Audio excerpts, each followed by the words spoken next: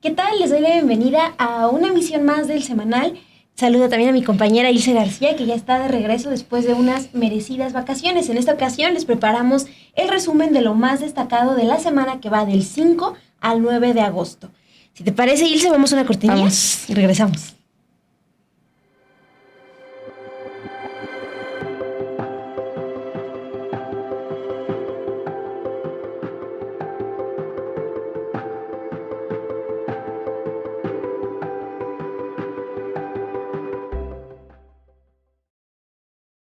Bueno, pues bienvenidos a todos a este semanal y como decías, vamos a comenzar con la información del lunes 5 de agosto y bueno, vamos a iniciar con información de tipo económica porque el día lunes, pues algunos hasta incluso le llamaron el lunes negro, que no llegó a tanto, pero sí hubo una caída a nivel mundial de las bolsas más importantes del mundo, empezando pues por Estados Unidos.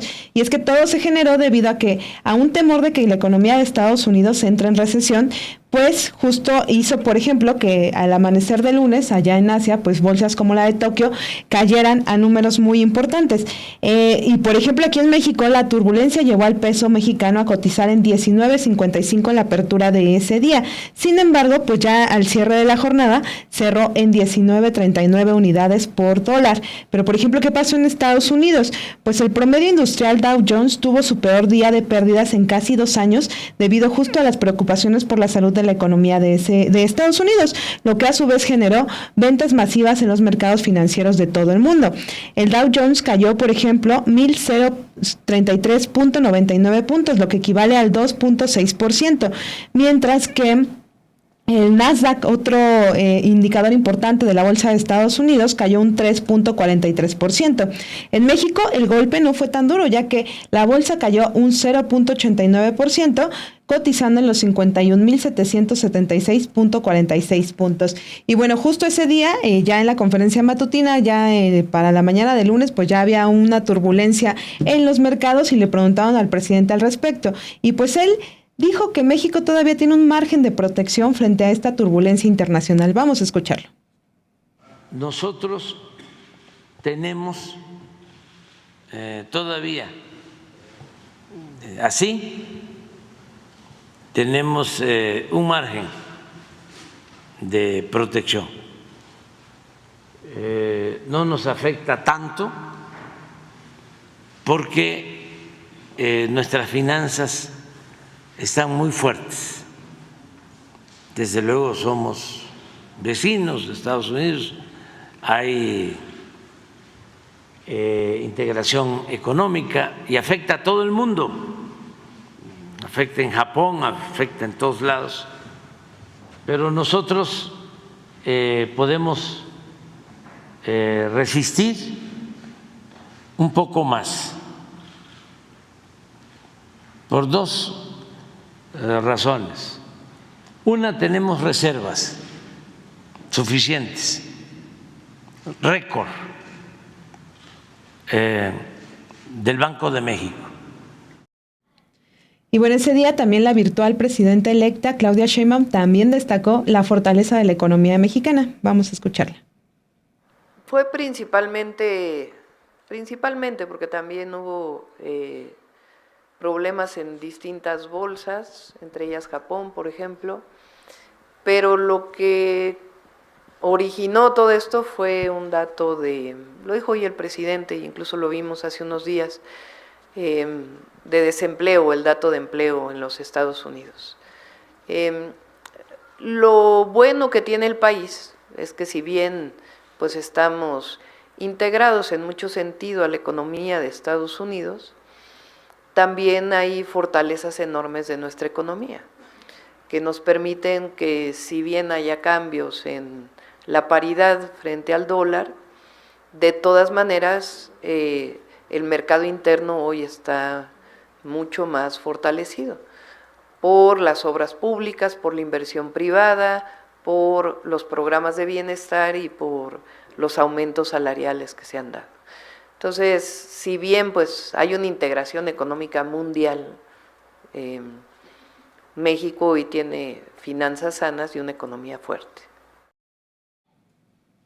Bueno, y seguimos con la información de ese lunes 5 de agosto, porque en temas electorales, la presidenta del Tribunal Electoral del Poder Judicial de la Federación, Mónica Soto Fragoso, ya informó ese día que será el próximo miércoles 14 de agosto cuando convocarán a la sesión en donde el Tribunal Electoral va a analizar y en su caso aprobar el dictamen relativo al cómputo final de la elección federal y la declaración de validez y de presidencia de México.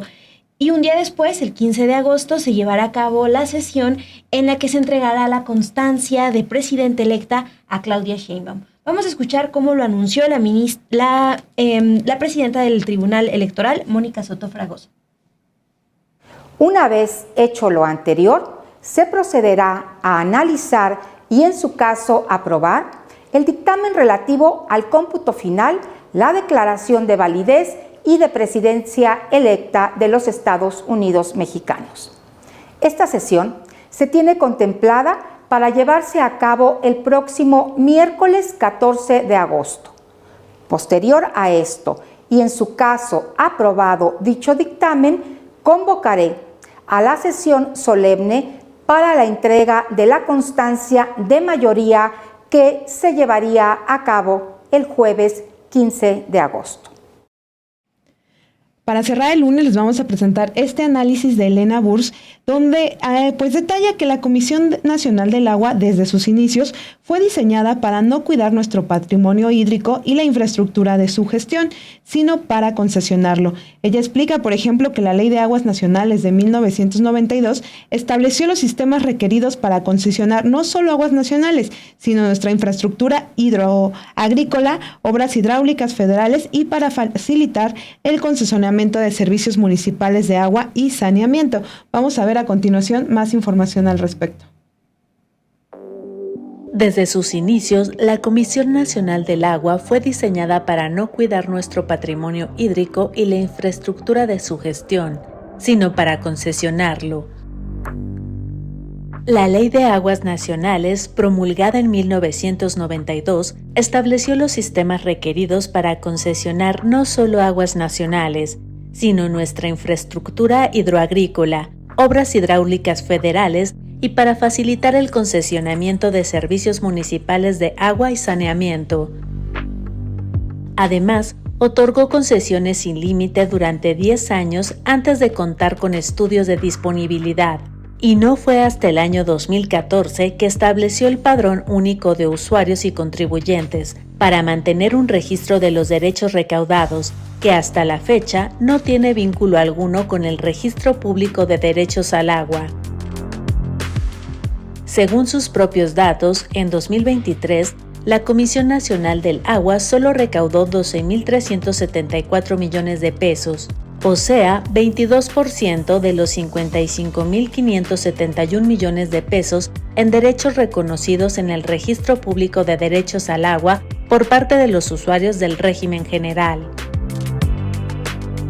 De los 310.298 titulares de concesiones y asignaciones registrados en el Registro Público de Derechos al Agua, solo 37.373 usuarios, o 12%, están registrados en el Padrón Único de Usuarios y Contribuyentes. De ellos, Conagua informa que solo 8.182 titulares pagaron derechos en 2023.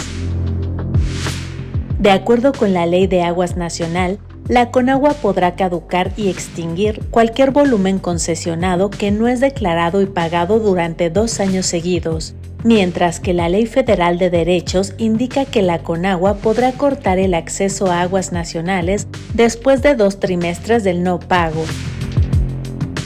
Hasta la fecha, la Conagua ha defendido el artículo 223 de la Ley Federal de Derechos, que aplica la tarifa del régimen general a los sistemas de agua autogestionados por pueblos indígenas y por comunidades sin acceso a la red municipal. Por lo que, si la Conagua dejara de hostigar a los pequeños usuarios y más bien priorizara la recaudación de derechos a los grandes concesionarios, vinculando el área de recaudación a la Administración del Agua, responsable por concesiones, inspecciones y saneaciones, se podría recaudar unos 80,000 millones de pesos anuales.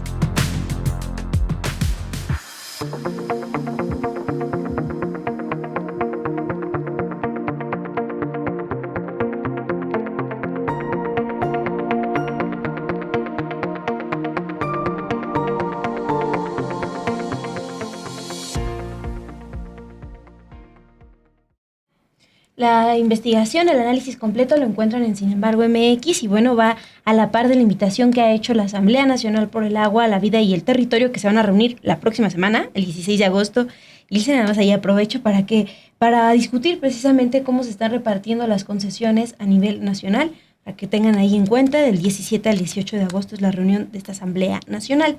Vamos a seguir con la información, porque el martes 6 de agosto, un dato que impactó fue la revelación que hace el presidente López Obrador desde su conferencia matutina.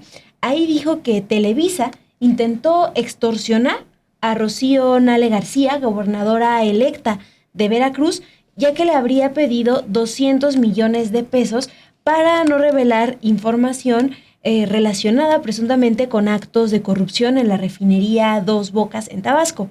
López Obrador recordó que incluso llegaron a crear un ambiente de hacer creer que perdería a Morena en Veracruz.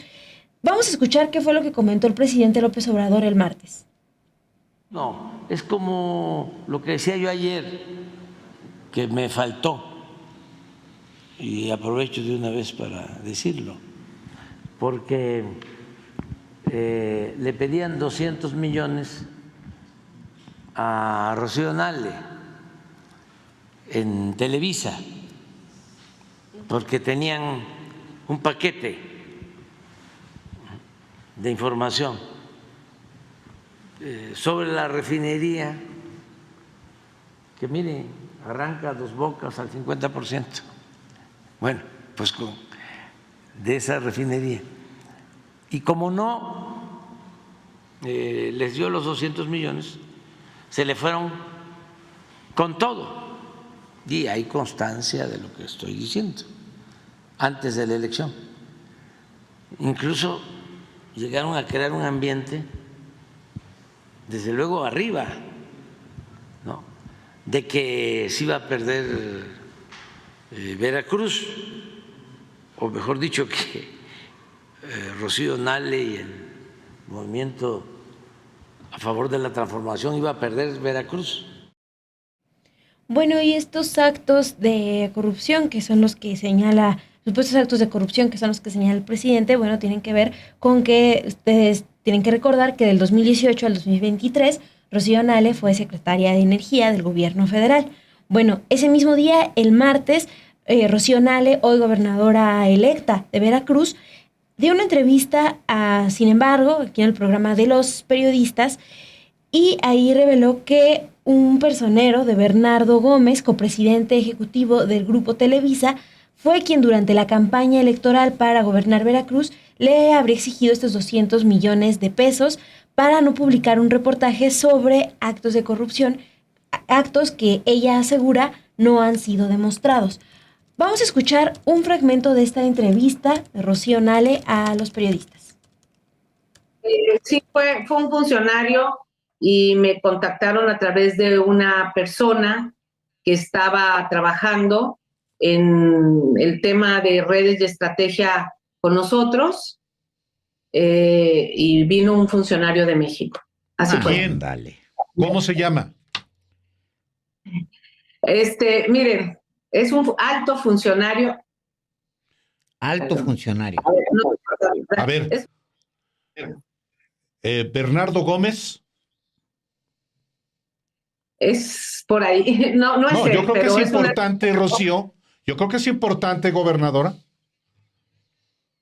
Trabaja ahí con él, muy cerca. Muy cerca con él, segundo de Bernardo Gómez. Por ahí. No, pero yo pienso que por rigor debe usted decir de quién se trata, porque quedar lo etéreo no es contribuir tampoco a la transparencia, y de una vez que se sepa, Rocío.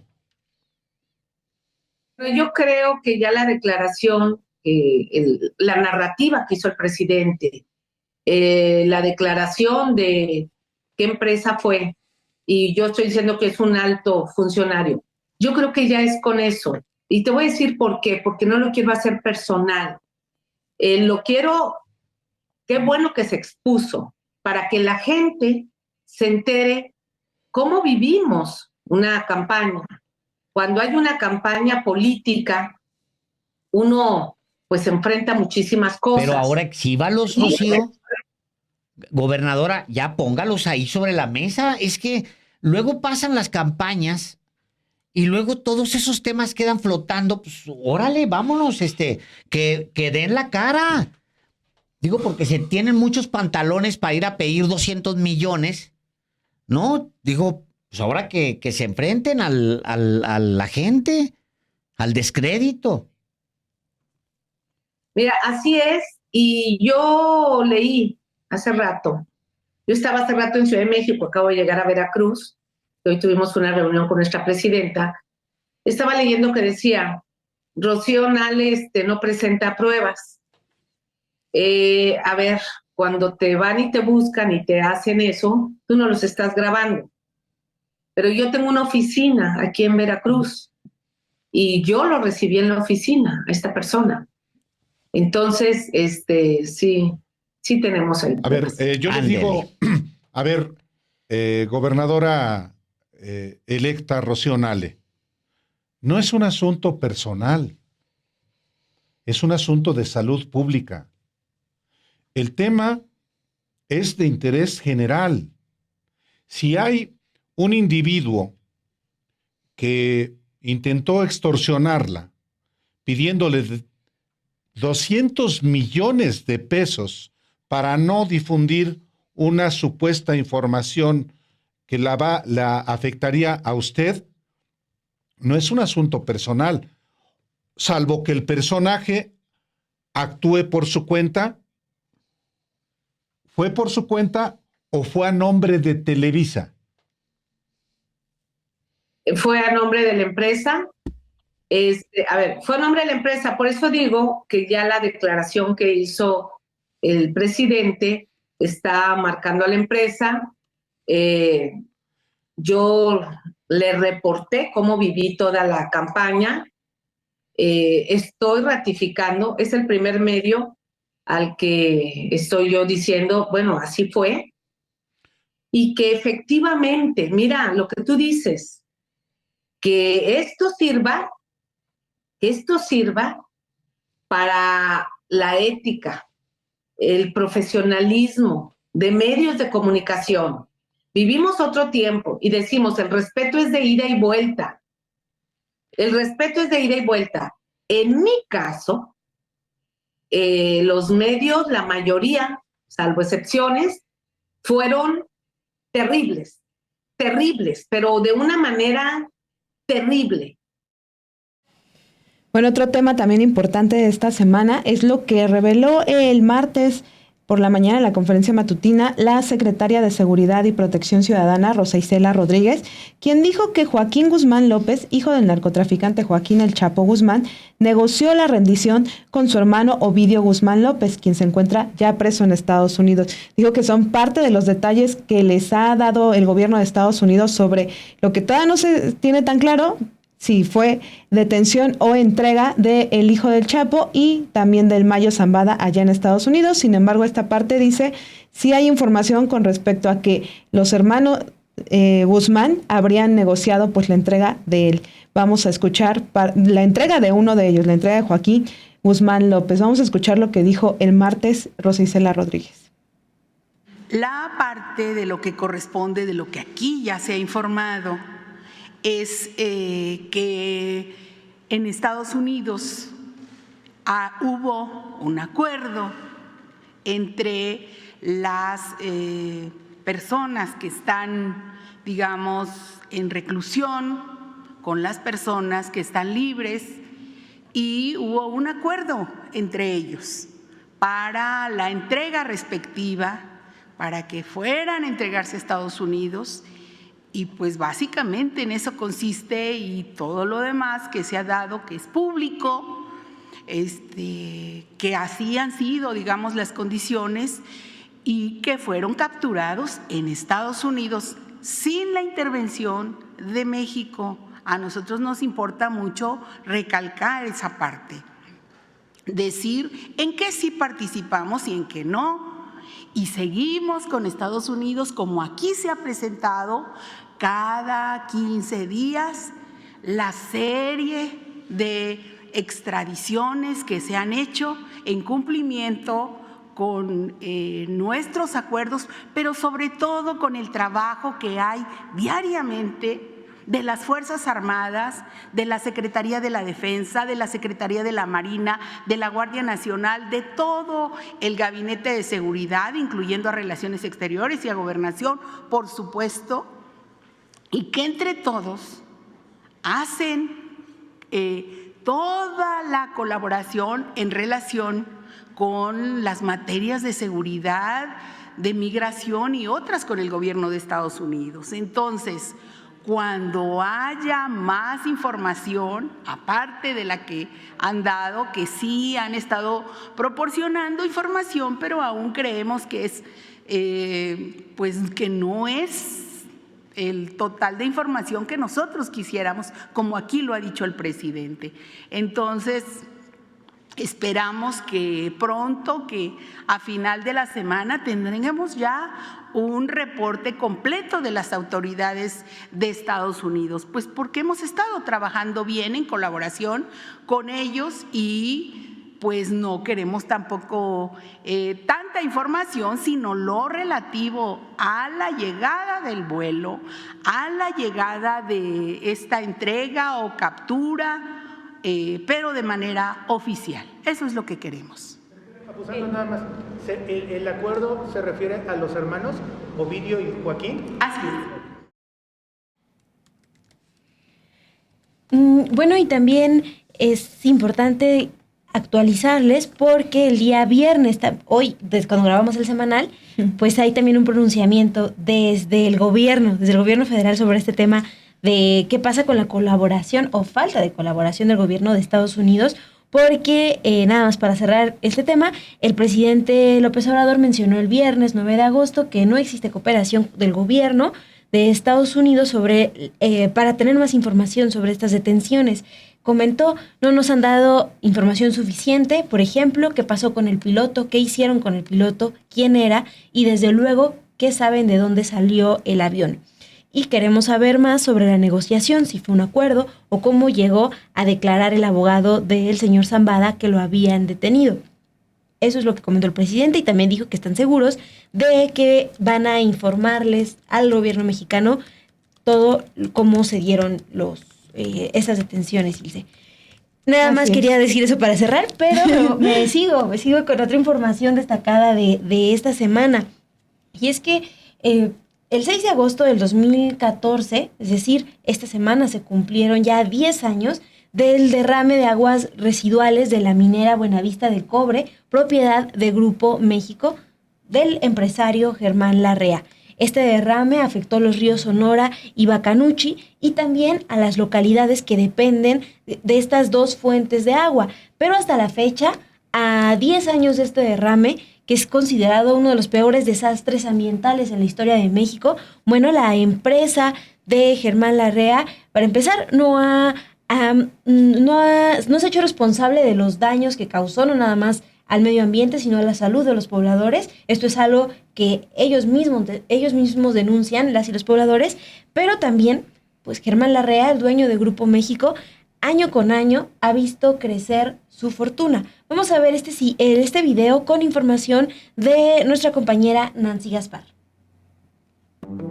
Ya son 10 años del enorme derrame de aguas residuales de la minera Buenavista del Cobre, propiedad de Grupo México de Germán Larrea, uno de los empresarios más ricos de México, que afectó a los ríos Sonora y Bacanuchi y a las localidades que dependen de estas dos fuentes de agua, cuyos habitantes acusan a la compañía responsable de no haber reparado el daño en todo este tiempo.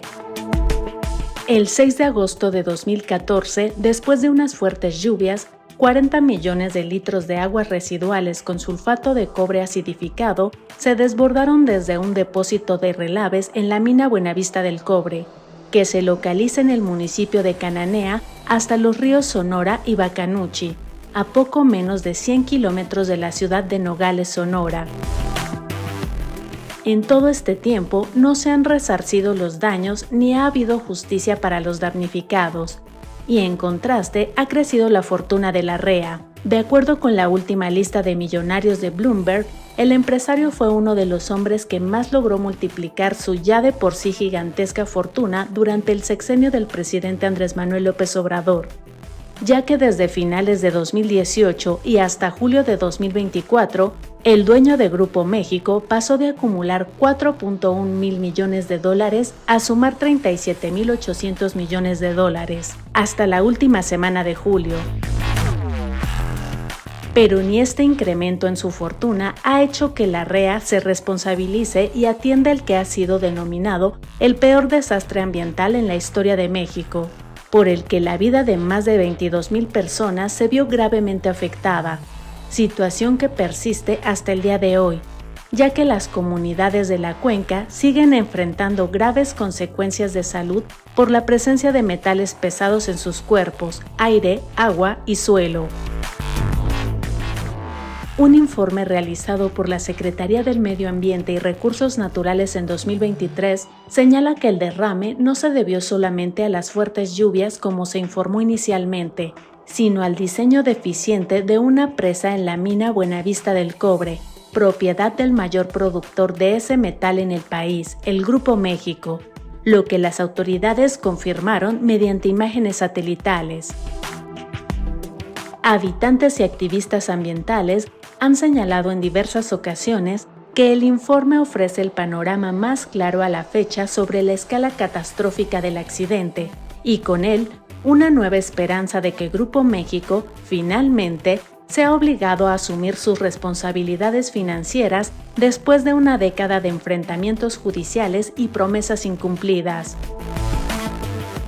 Pese a este diagnóstico, las autoridades mexicanas no han logrado que hasta el momento Grupo México se responsabilice del derrame tóxico, lo que también evidenció la Comisión Nacional de los Derechos Humanos en una recomendación emitida el pasado mes de marzo, en la que confirmó que la minera es responsable del derrame y que no se han llevado a cabo las reparaciones necesarias en el caso.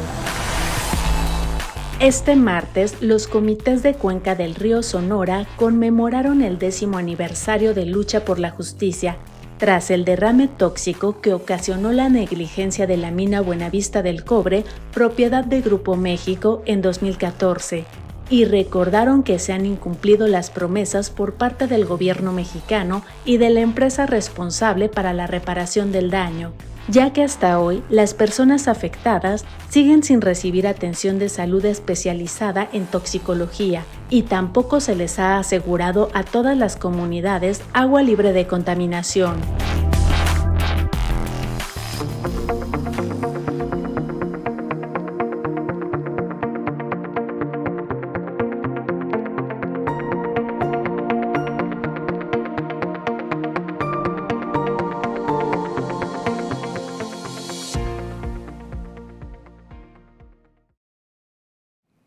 Vámonos ahora con el miércoles 7 de agosto. Vamos a comenzar con esta información sobre García Luna. Y es que el juez Brian Cogan rechazó ya la petición de un nuevo juicio a Genaro García Luna, exsecretario de Seguridad Pública de México, al considerar que sus argumentos no justificaban tal petición.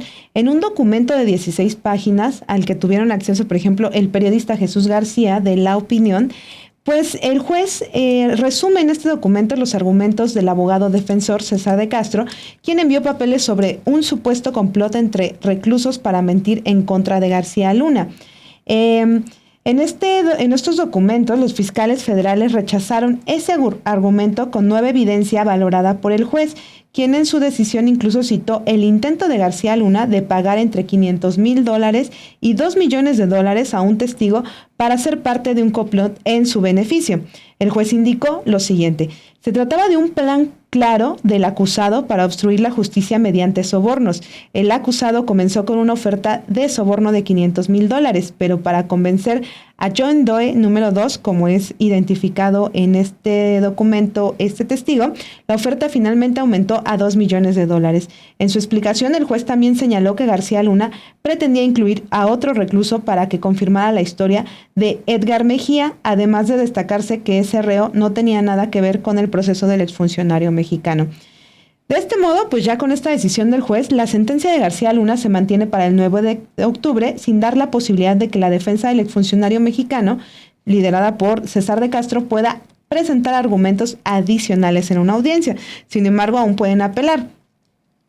Con esta decisión del juez Brian Cohen también se reitera que García Luna fue hallado culpable de narcotráfico, incluido liderar una organización criminal durante un largo periodo desde el gobierno federal mexicano.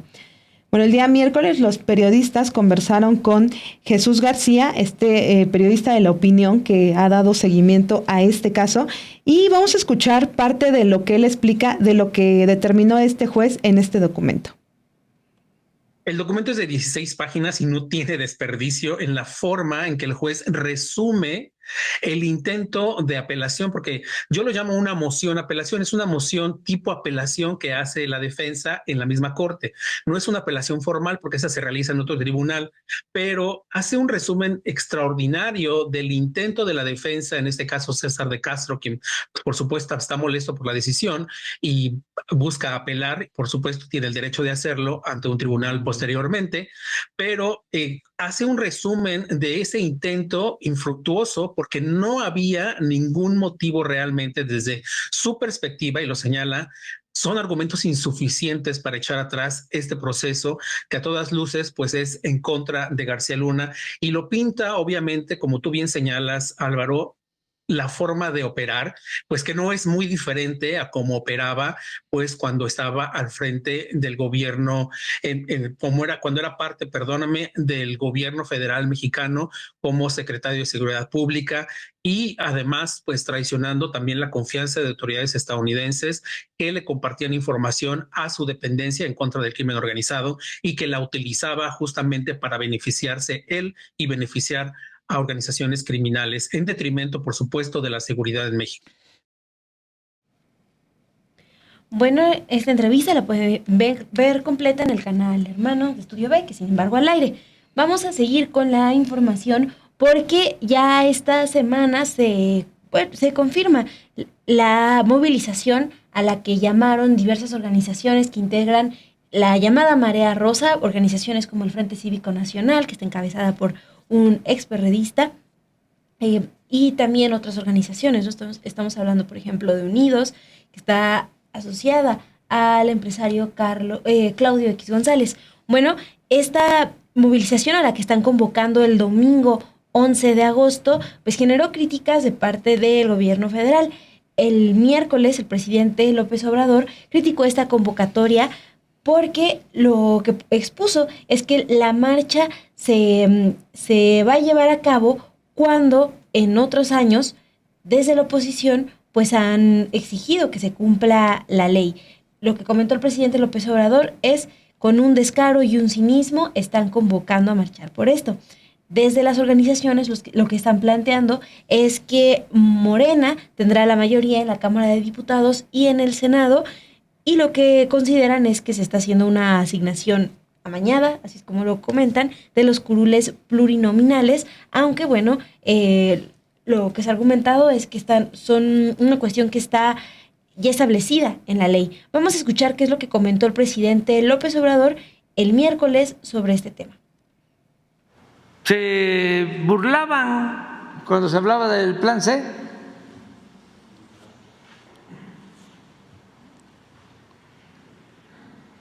Por eso todavía no vuelven en sí.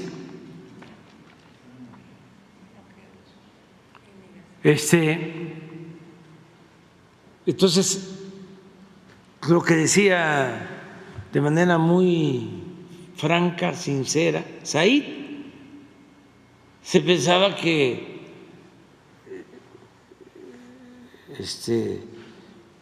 estaban casi empatados y que incluso podía ganar la señora Xochitl.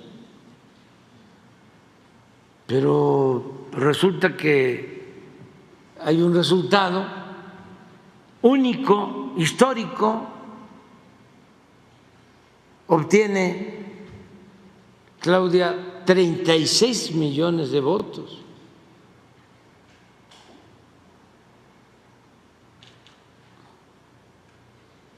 Ahora están con lo de la sobrerepresentación. Se ven mal, porque una recomendación respetuosa es que se pueden hacer muchas cosas en política, pero hay que procurar no hacer el ridículo.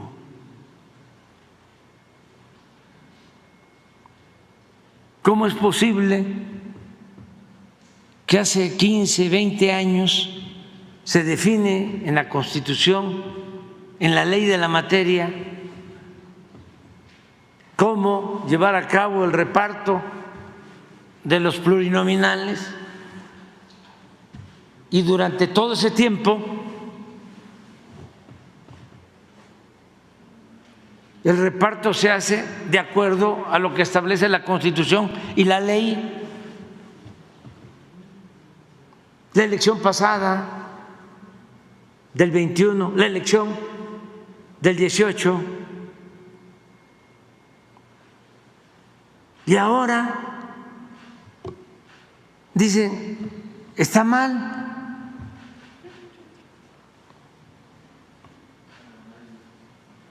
Y no importa si se viola la Constitución,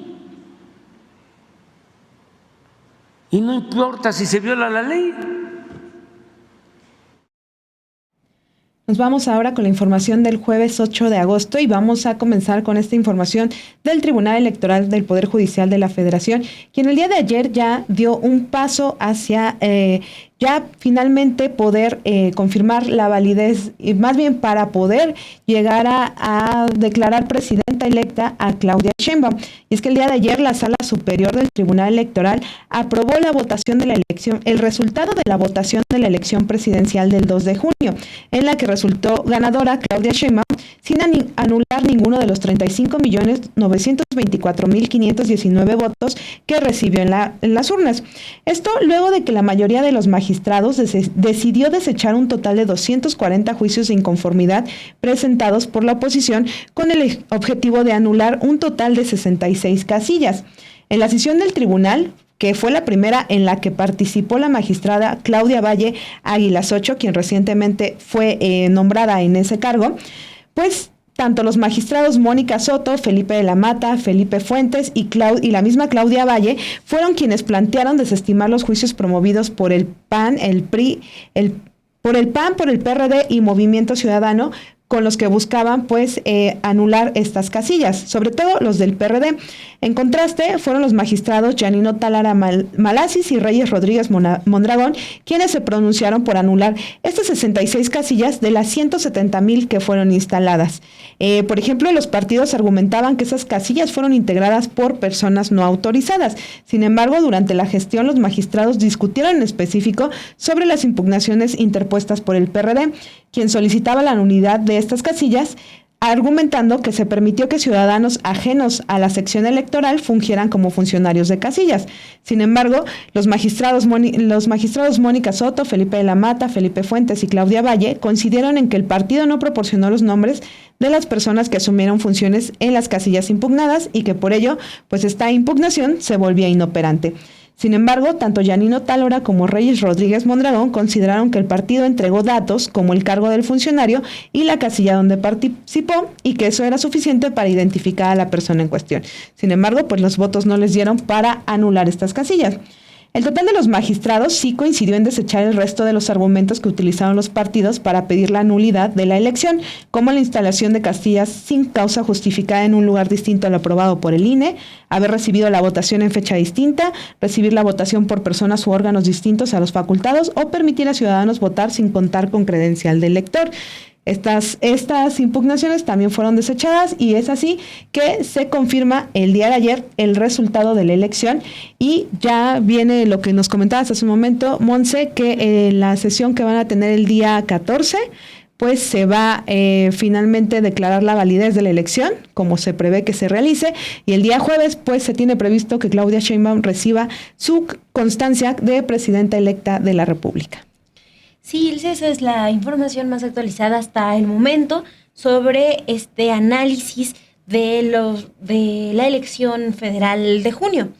Vamos a seguir con la información porque el jueves publicamos en Sin embargo MX un reportaje que realizó la periodista Marcela Turati para el medio A Dónde Van los Desaparecidos, un medio aliado de Sin embargo. Y bueno, ¿qué es lo que se reveló? Una carta se dio a conocer que hace 20 años un hombre que se presentó como militar desertor entregó a Rosario Ibarra de Piedra, la madre buscadora y lideresa del movimiento por la liberación de los presos políticos, una lista con 183 nombres de personas que habían sido detenidas entre abril de 1972 y diciembre de 1974 y habrían sido desaparecidas en 25 vuelos que despegaron de la base aérea militar de Pie de la Cuesta en Guerrero, desde donde fueron arrojadas al mar. El informante le dejó una carta en la que se lee textualmente: tengo en mi poder relación de los vuelos efectuados que creo que le servirán de mucha ayuda para que se investigue directamente a el capitán Javier Barquín, ya que fue el autor material de estos crímenes. Esta carta tiene fecha del 26 de mayo del 2004 e iba acompañada con 5 hojas escritas a mano, escritas en una máquina de escribir antigua, en donde se enlistan 24 viajes y un viaje especial ocurridos en 1974. Esta información que está en poder del Comité Eureka que fundó Ibarra de Piedra sería la primera revelación de las identidades de las personas desaparecidas en lo que se conoce como los vuelos de la muerte en México. Estamos hablando de 174 hombres y 9 mujeres registrados con sus nombres completos. Vamos a ver el siguiente video que preparó la unidad multimedia de Sin embargo, con información de la periodista Marcela Turati. Una carta perteneciente al archivo del Comité Eureka contiene una lista con 183 personas detenidas en México entre 1972 y 1974, cuyos cuerpos habrían sido arrojados al mar desde aviones que salieron de la base militar de Pie de la Cuesta en Acapulco. Revela una investigación de a dónde van los desaparecidos. Expertos consideran creíble la información y señalan coincidencias con documentos de la época, pero piden cautela hasta verificar su contenido. Fue hace 20 años cuando un hombre que se presentó como militar desertor entregó a Rosario Ibarra de Piedra, la madre buscadora y lideresa del movimiento por las liberaciones de los presos políticos, la lista con los nombres de personas que habrían sido desaparecidas en 25 vuelos que despegaron de la base aérea militar de Guerrero, desde donde fueron arrojadas al mar. Hasta el momento, no ha sido posible determinar si Benjamín Apresa, el firmante, es el nombre real del supuesto delator.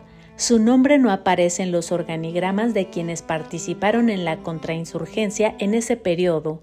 El documento fechado el 26 de mayo de 2004 iba acompañado por 5 hojas escritas con una máquina de escribir antigua, en la que se enlistan 24 viajes y un viaje especial ocurridos en 1974, durante los que se habrían arrojado al Océano Pacífico, en grupos de hasta 8 personas, a los 174 hombres y 9 mujeres, quienes fueron registrados con sus nombres completos, sus seudónimos como militantes o guerrilleros, el lugar y la fecha de su captura y las unidades o dependencias que las detuvieron. De confirmarse la información en poder del Comité Eureka, sería la primera revelación de las identidades de personas desaparecidas en los vuelos de la muerte en México. La mayoría de las personas mencionadas en la lista fueron capturadas en Guerrero, 164 del total, durante la feroz persecución por tierra y aire de militares, agrupaciones especiales y judiciales contra la guerrilla de Lucio Cabañas Barrientos, el profesor que fundó el Partido de los Pobres. Del resto de las personas registradas, 7 fueron detenidas en Michoacán, 4 en Hidalgo, 2 en el Distrito Federal, 2 en el Estado de México, 1 en Morelos, otra en Oaxaca y una más cuyo lugar de captura no se especifica. Entre los nombres figuran el fundador de la Liga Comunista 23 de septiembre, Ignacio Salas Obregón. También está el músico y cantautor Rosendo Radilla, por cuya desaparición forzada la Corte Interamericana de Derechos Humanos emitió una sentencia en contra de México por los crímenes de Estado del periodo conocido como la Guerra Sucia. La inédita información, difundida por ¿A dónde van los desaparecidos?, reposaba desde 2004 como un papel más en los archivos del Comité Eureka. Actualmente es analizada por personas expertas en el periodo de la contrainsurgencia e investigadoras de organizaciones de derechos humanos que representan legalmente a víctimas de ese periodo histórico o son independientes, quienes han encontrado similitudes con otros documentos generados por el Ejército y la Dirección Federal de Seguridad durante esa época, así como coincidencias con los datos de los registros de las personas desaparecidas esos años y con testimonios y documentos oficiales sobre los llamados vuelos de la muerte. Los especialistas aún no han llegado a una conclusión. Gracias a testimonios de perpetradores, de sobrevivientes de cárceles clandestinas y de testigos, ha podido establecerse que desde 1974 hasta 1979 el ejército mexicano utilizó los vuelos de la muerte para deshacerse de quienes consideraba sus opositores. Los aviones despegaban de la base militar número 7, ubicada en el municipio de Acapulco, y desde el aire arrojaban personas, vivas o muertas, al océano, algunas dentro de costales cargados con piedras, otras picoteadas por bayonetas para que fueran devoradas por los tiburones, otras amarradas a vigas metálicas o a bloques de concreto para asegurar que nunca aparecieran.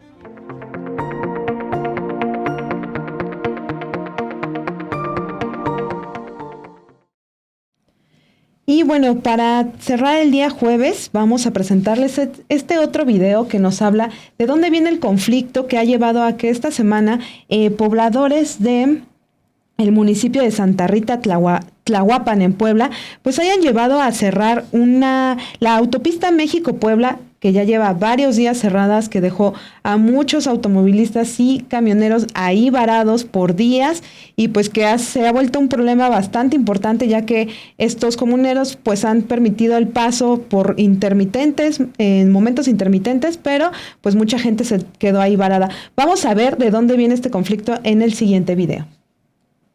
Hace 66 años, el gobierno federal expropió terrenos a 66 ejidatarios de Santa Rita Tlahuapan para construir la autopista México-Puebla. A pesar de que solo 20 de ellos recibieron el pago correspondiente, los otros 40 siguen esperando la compensación, lo que los llevó a organizar un bloqueo que ya supera las 48 horas. El conflicto, que data de 1958, inició cuando el gobierno de Adolfo López Mateos expropió 36 hectáreas del ejido López Rayón, prometiendo un pago que nunca se completó, derivando en un litigio legal que aún persiste. En 2014, el gobierno federal intentó resolver el conflicto pagando 6 pesos por metro cuadrado, un precio que los ejidatarios consideraron inaceptable y que los llevó a ganar un juicio que estableció el valor de la tierra en 470 pesos por metro. A pesar de esta victoria legal, los ejidatarios siguieron enfrentando obstáculos. En 2018 se les entregó un cheque por 176 millones de pesos, pero Carlos N., el entonces presidente de la comisaría ejidal, huyó con el dinero, dejando a 40 ejidatarios sin su parte correspondiente. El expresidente de la comisaría fue denunciado por el exgobernador de Puebla, Luis Miguel Barbosa, en 2021. Aunque se giraron órdenes de aprehensión y se detuvo a 2 personas del comité ejidal, Carlos N. sigue prófugo. Los ejidatarios, cansados y frustrados, continúan exigiendo lo que les corresponde, mientras ven cómo el dinero, que debía haber sido para ellos, desaparece junto con el expresidente y su familia. El presidente López Obrador ha respondido a la situación calificando a los manifestantes como manipulados por un abogado oportunista y se ha negado a ceder ante lo que considera chantajes. A pesar de las disculpas ofrecidas por el mandatario, ha dejado claro que su gobierno no destinará más recursos a esta causa, instando a los manifestantes a aceptar el trato ofrecido, aunque la tensión continúa en aumento tras 48 horas de bloqueo en la autopista.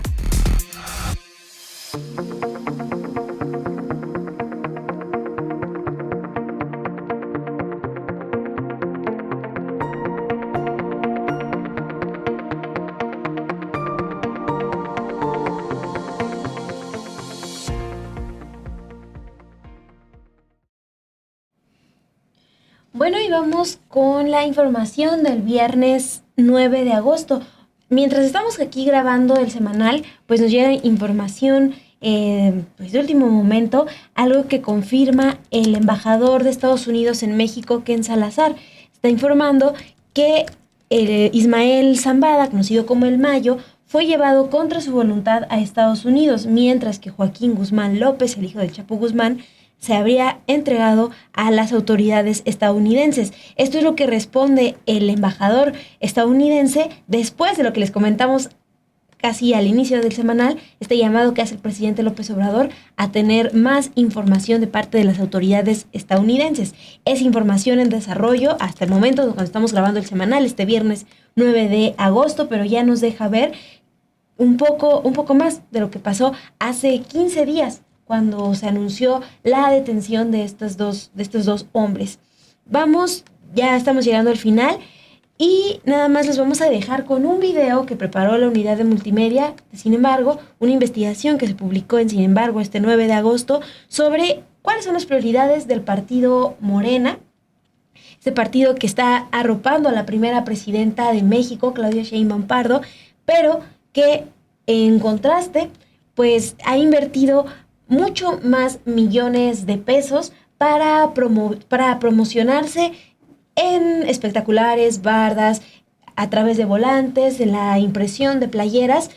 Ha invertido más dinero en eso, 216.390.152 pesos nada más del 2021 al 2023, en comparación con el dinero que destina para promover el liderazgo político de las mujeres. En ese mismo lapso de tiempo, los recursos que ha destinado son 164 millones. Vamos a ver este video, nos vamos a despedir y les invitamos a que compartan, nos dejen sus likes y nos vemos la próxima semana.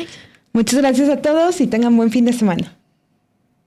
Morena es el partido de la primera mujer en llegar a la presidencia de México, Claudia Sheinbaum Pardo. Paradójicamente, en 3 años, este mismo partido destinó más recursos en publicidad oficial que en promover el liderazgo político de mujeres, un rubro al que los partidos están obligados a destinar parte de su presupuesto anual. De acuerdo con la información publicada por Morena en la Plataforma Nacional de Transparencia, entre 2021 y 2023, con Mario Delgado Carrillo como dirigente nacional, el partido pagó 216.390.152.70 pesos para promocionarse a través de espectaculares, spots de radio, televisión, redes sociales, volantes, propaganda colocada en el transporte público e inmobiliario en las calles, así como para hacer agendas y hasta fistoles, es decir, los adornos que se colocan en corbatas y trajes. La cifra es superior a los 155.704.306 pesos que el INE estableció como monto mínimo a Morena para gastar en la promoción y formación de liderazgos de mujeres en el mismo lapso, aunque de 2021 y 2023 el partido Guinda superó la cifra dictada por el órgano electoral al reportar 164.687 de pesos en ese rubro, se mantuvo por debajo de todo lo que se destinó en publicidad oficial. En los últimos años, previo a los los procesos electorales, tanto militantes como partidos opositores han cuestionado la propaganda con los colores blanco y guinda del partido que se ha extendido por todo el país, por ejemplo, a través de la pinta de bardas, lonas y espectaculares. Mientras que en el rubro de gastos para comisiones oficiales, Morena se caracteriza por la opacidad, pues no ha hecho públicos los reportes sobre los viáticos de Delgado Carrillo desde que asumió la dirigencia en noviembre de 2020,